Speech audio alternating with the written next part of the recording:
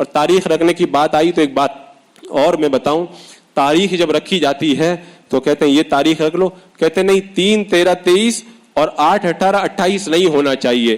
یعنی قرآن مقدس احادیث نبویہ کے اندر نہیں منع کیا کہ ہمارے باپ دادا منع کرتے تھے.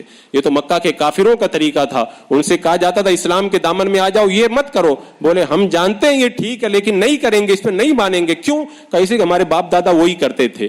باپ دادا کی اندھی تقلید کرنا یہ طریقہ مسلمانوں کا نہیں ہے، یہ کافروں کا طریقہ ہے.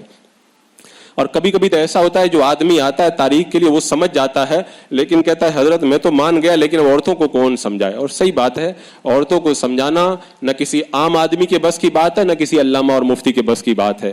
اور کبھی کبھی ہم لوگ چاہتے ہیں کہ چلو سمجھا دیں، لیکن ڈر یہ لگتا ہے اگر سمجھا دیا اور وہی اگر 3 تاریخ اگر رکھ دی اور خدا نہ کرے اگر شادی میں بارش آ گئی کچھ ہو گیا تو کہا کہ امام صاحب سے پہلے میں نے کہا تھا کہ وہی صحیح ہے، امام صاحب کچھ نہیں جانتے.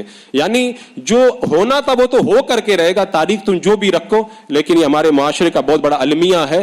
غلط رسموں کو آج ہم نبھا رہے ہیں، کل ہماری آنے والی اولادیں ان کو نبھائیں گی. اور اس کے علاوہ جو ہے وہ اور بھی بہت ساری، جب کیلنڈر اٹھاتے ہیں یہ تاریخ رکھ دی، کہتے اس کے اندر قمر در عقرب ہے.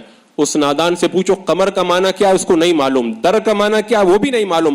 عقرب کس کو کہتے ہیں یہ بھی نہیں معلوم. بس قمر در عقرب لکھ رہا ہے، شادی اس کے اندر نہیں ہوگی. یہ جہالت نہیں ہے تو اور کیا ہے. اسی لیے ابھی جو چند سالوں سے ہمارے یہاں سے جو کیلنڈر چھپ رہا ہے، میں نے سختی سے منع کر دیا ہے کہ ہمارے کیلنڈر کے اندر قمر در عقرب نہیں رہے گا. سارے قمر در عقرب ہٹا دیے جائیں. یہ قمر در عقرب تو ان نجومیوں کے ڈھکوسلے ہیں اور ان ڈھکوسلوں کو لے کر کے ہماری قوم جو ہے وہ گمراہیت کا شکار ہو رہی ہے. تو اس حوالے سے بہت ساری جو ہے وہ تلخ باتیں ہیں، کن کن کا تذکرہ کیا جائے.